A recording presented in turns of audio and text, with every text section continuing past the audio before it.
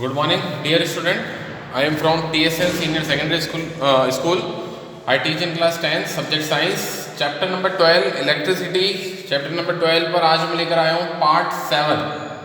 Part 7 जी हाँ बड़ा lesson है, पार्ट 7 है आज, और ये पार्ट 7 इसका लास्ट है. आज ये लेसन अपना कंप्लीट भी हो जाएगा. पार्ट 6 जो है वहाँ पर हमने कुछ हाई ऑर्डर थिंकिंग क्वेश्चंस लिए थे. एक सीरीज कॉम्बिनेशन पर क्वेश्चन मैंने वहाँ पर सॉल्व करवाया था आपको, और एक पैरेलल कॉम्बिनेशन पर आपको मैंने क्वेश्चन वहाँ पर सॉल्व कराया था पार्ट 6 में. ठीक है, आज देखिए हम पार्ट 7 में क्या स्टडी करने वाले हैं. Advantages of parallel combination over series combination. क्यों पैरेलल कॉम्बिनेशन जो है वो ज़्यादा बेस्ट है किससे, सीरीज कॉम्बिनेशन से. तो इस बारे में हम यहाँ पर बात करेंगे. Advantages of parallel combination over series combination. Parallel combination क्यों बेस्ट है सीरीज कॉम्बिनेशन से, तो देखिए इसमें क्या है. पहला point, in series circuit when one component is fail. Series circuit अगर आपने बना रखा है, कोई एक कंपोनेंट आपका वर्किंग करना बंद कर दे, फेल हो जाए, the circuit is broken and none of the component work. तो उसके बाद फिर सर्किट ब्रेक हो जाएगा और कोई भी कंपोनेंट वर्क नहीं करेगा. जैसे फॉर एग्जांपल घरों में अगर सीरीज कॉम्बिनेशन लगा दिया जाए तो फैन, मिक्सी, फ्रिज, कूलर, इनमें से अगर एक भी आपका कंपोनेंट खराब हो गया, इलेक्ट्रिक अप्लायंसेस खराब हो गया एक भी, तो बाकी के सारे जो इलेक्ट्रिक इंस्ट्रूमेंट्स हैं वो भी काम करना बंद कर देंगे. ठीक है, तो ये एक बहुत बड़ा डिसएडवांटेज है किसके साथ, सीरीज कॉम्बिनेशन के साथ. इसलिए घरों में लगाया जाता है पैरेलल कॉम्बिनेशन. ठीक है, नाउ नेक्स्ट देखिए, different appliances have different requirement of current. जो अलग अलग अप्लायंसेस हैं उनको अलग अलग करंट की रिक्वायरमेंट होती है. ठीक है, किसी को कम होती है, किसी को ज़्यादा होती है. This can not be satisfy in series as current remain same. ये सीरीज कॉम्बिनेशन में ऐसा नहीं हो पाएगा, क्योंकि सीरीज कॉम्बिनेशन में करंट क्या रहता है, सारे अप्लायंसेस में क्या जाएगा, सेम जाएगा. बिल्कुल राइट. जब आपने सीरीज कॉम्बिनेशन पढ़ा था तो मैंने वहाँ पर आपको एक लाइन बोली थी कि ये लाइन बहुत इंपॉर्टेंट है कि सीरीज कॉम्बिनेशन में करंट जो है वो सारे रेजिस्टेंस से, सारे इंस्ट्रूमेंट से, सारे अप्लायंसेस से सेम ही फ्लो होगा, सेम अमाउंट में फ्लो होगा. तो ये डीमेरिट भी है इसकी. ठीक है, ये डीमेरिट क्या है कि अलग अलग इंस्ट्रूमेंट्स है, अलग अलग अप्लायंसेस हैं, तो उनको अलग अलग करंट चाहिए. बट यहाँ पर तो सब में करंट क्या हो रहा है, सेम फ्लो हो रहा है. तो अगर कोई लाइट इंस्ट्रूमेंट जिसको बहुत कम करंट की नीड थी, उसे ज़्यादा करंट मिल गया, तो वैसे ही वर्किंग करना बंद कर देगा, खराब हो जाएगा. राइट, ठीक है. और अगर कोई हैवी इंस्ट्रूमेंट है जिसको करंट की नीड बहुत ज़्यादा थी, बहुत ज़्यादा उसमें करंट चाहिए उसको वर्किंग करने के लिए, बट उसे कम अमाउंट में करंट अवेलेबल हो रहा है, तो वो प्रॉपर वर्किंग अपनी नहीं कर पाएगा. ठीक है, तो ये भी डिमेरिट है सीरीज कॉम्बिनेशन की. ठीक है, नाउ थर्ड है, the total resistance in A parallel circuit is decrease.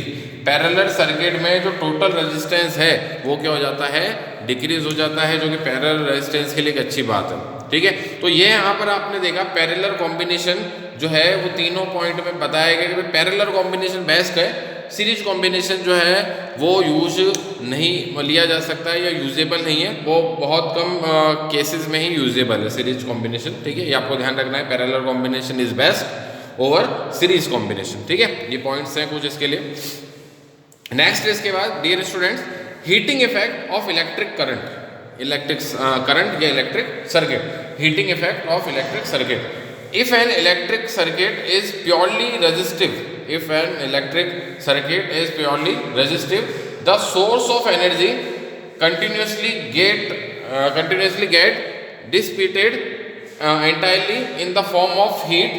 This is known as heating effect of current. This is known as heating effect of current. वापस बता दूँ, if an electric circuit is purely resistive, the source of continually get dissipated entirely in the form of heat. This is known as heating effect of current. This is known as heating effect of current. ठीक है, यानी कि heating जो है, heating या heat, ठीक है, उसे हम देते हैं इस फॉर्मूला से E is equal to, E यहाँ पर क्या है, एनर्जी या heat, E is equal to P into t, power into t, temperature. ठीक है, तो इसको हम ऐसे भी लिख सकते हैं, इसी प्रोपोर्शनल टू VIT. ठीक है, VIT, एनर्जी और हीट दोनों एक दूसरे के क्या है, इक्वल टर्म होती है. चाहे हीट बोलिए चाहे एनर्जी बोलिए, बात एक ही है. प्रोपोर्शनल बताया अभी आपने VIT, और वी नो दैट V की वैल्यू जो है आप सब जानते होंगे, V इज इक्वल टू क्या होता है, V इज इक्वल टू हमने पढ़ा था IR, V is equal to IR. तो V की वैल्यू अगर मैं यहाँ लिख देता हूँ, यहाँ पर इसी में वी आई आर और ये आई टी तो है ही यहाँ पर, तो क्या हो जाएगा I R I square R T, I square R T. तो एक नया फॉर्मूला यहाँ पर आपको पता चल रहा है, ये ध्यान रखना है आपको, I square R T is equal to I square R T. ठीक है, ये तो थी हमने ऊपर पढ़ी थी advantages parallel combination over series combination. यहाँ पर हमने स्टडी किया है heating effect of electric circuit, ध्यान रखना है आपको। नेक्स्ट मैं इसके बाद स्लाइड चेंज करता हूँ यहाँ पर। नेक्स्ट देखिए इसके बाद डियर स्टूडेंट्स, मैं यहाँ पर लेकर आया हूँ कुछ इंपॉर्टेंट फैक्ट्स जो इस लेसन से रिलेटेड है, आपको पता होना चाहिए। Filaments of electric bulb is made up of tungsten. किससे मेडअप होता है इलेक्ट्रिक बल्ब का फिलामेंट? टंगस्टन से मेडअप होता है। Because it does not oxidise readily at high temperature. क्यों? क्योंकि टंगस्टन जो है वो हाई टेम्परेचर पर भी ऑक्सीडाइज नहीं होता। ठीक है, ये आपको ध्यान रखना है, बर्न नहीं होता। नेक्स्ट है it has high melting point, ये जल्दी से मेल्ट भी नहीं होता। क्यों? हम इलेक्ट्रिक बल्ब में फिलामेंट यूज करते हैं किसका? टंगस्टन का। तो उस पर आपको 2 पॉइंट्स यहाँ पर क्लियर हो जाने चाहिए। क्यों? क्योंकि टंगस्टन जो है वो ईजिली ऑक्सीडाइज नहीं होता हाई टेम्परेचर पर भी। ठीक है, और सेकंड है कि हाई मेल्टिंग पॉइंट जो है उस पर भी ये इसका मेल्टिंग पॉइंट बहुत ज़्यादा है, मेल्ट जो है इजीली नहीं होगा। मेल्टिंग पॉइंट आप देख सकते हैं ब्रैकेट में मैंने मेंशन भी किया है 3380 डिग्री सेल्सियस। ठीक है, तो बहुत ज़्यादा मेल्टिंग पॉइंट है। इतने मेल्टिंग पॉइंट पर जाकर ये मेल्ट होगा, इतना मेल्टिंग पॉइंट इतना टेम्परेचर पहुंचना पॉसिबल नहीं है। तो टंगस्टन फिलामेंट जो है वो बेस्ट होते हैं किसके लिए? इलेक्ट्रिक बल्ब के लिए। 2 पॉइंट्स आपको क्लियर हो जाने चाहिए। ठीक है, the bulb is filled with chemically inactive gases like nitrogen and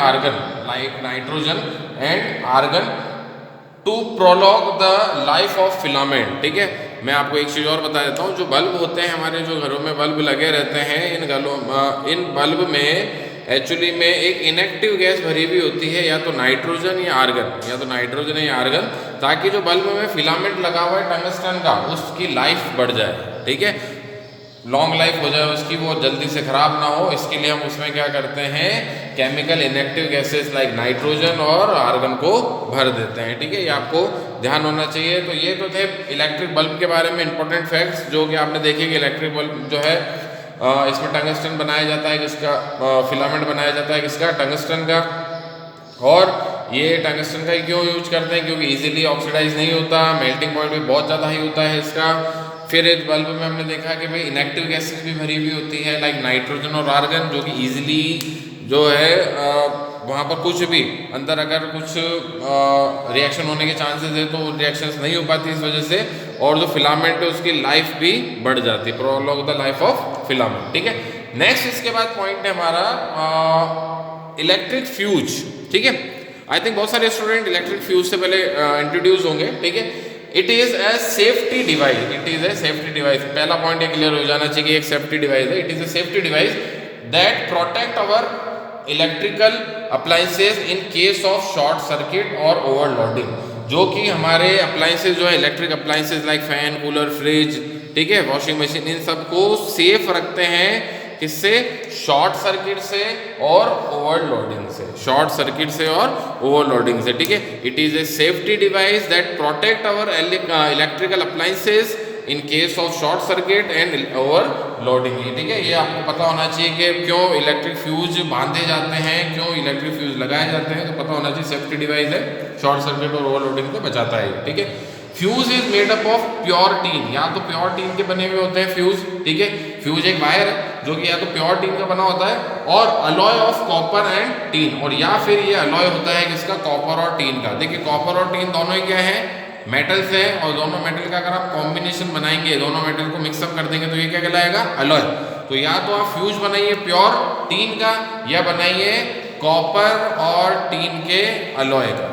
ठीक है, तो ये दोनों ही वे में आप जो है फ्यूज बना सकते हैं। वायर जो बनाएंगे फ्यूज वायर, वो बहुत अच्छी क्वालिटी का बनेगा। ठीक है, नाउ नेक्स्ट देखिए इसके बाद, it is always connected in series with live wire. ये ऑलवेज किसमें कनेक्ट होता है? सीरीज में। बहुत सारे स्टूडेंट्स नहीं जानते होंगे जो इलेक्ट्रिक फ्यूज है वो सीरीज कॉम्बिनेशन में लगाया जाता है, ये आपको ध्यान रखना है, और लाइव वायर के साथ अटैच होता है। ठीक है, ये ध्यान रखनी है आपको बात। It has low melting point, इसका मेल्टिंग पॉइंट लो होता है। तो मैं आपको बता देता हूँ कि मेल्टिंग पॉइंट इसका लो क्यों रखा जाता है, ताकि जैसे ही अगर लार्ज अमाउंट में इलेक्ट्रिसिटी आ रही है तो ये क्या कर दे, इसका जो फ्यूज वायर है वो जल्दी से मेल्ट हो जाए और सर्किट को ब्रेक कर दे। ब्रेक कर दे तो इतनी सारी जो इलेक्ट्रिसिटी है वो आगे नहीं जा पाएगी, आपकी इलेक्ट्रिकल अप्लायंसेस तक नहीं पहुंच पाएगी और वो खराब नहीं होंगे।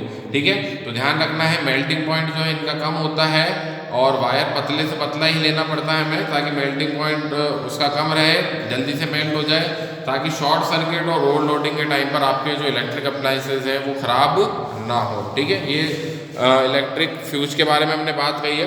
तो डियर स्टूडेंट, पूरा लेसन हमने कवर कर लिया है।